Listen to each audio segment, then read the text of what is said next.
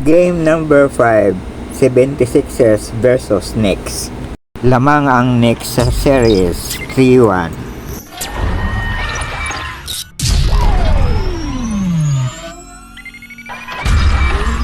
Harris, plenty of time on the shot clock. He draws Hartenstein.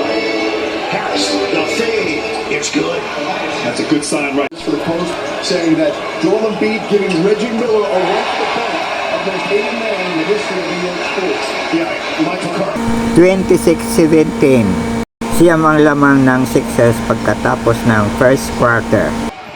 Lumamang ang Knicks sa first half, 43-49. Anim lang naman. Selected not to foul, up by 3. Maxey takes a straightaway trade, a tie the game. Knicks had it blocked at the buzzer, and we're in overtime. Nagpang-abot sa third quarter. Isa na lang ang lamang ng Knicks, 70-69. And wrap up this series. Maxey, one time. Seconds left in game 5. Tapos ang regulation time, tabla ang score sa 97, kaya overtime. Kauna-unaan sa playoff ngayong season. Jumbo uli. Nanalo ang Sixers sa overtime.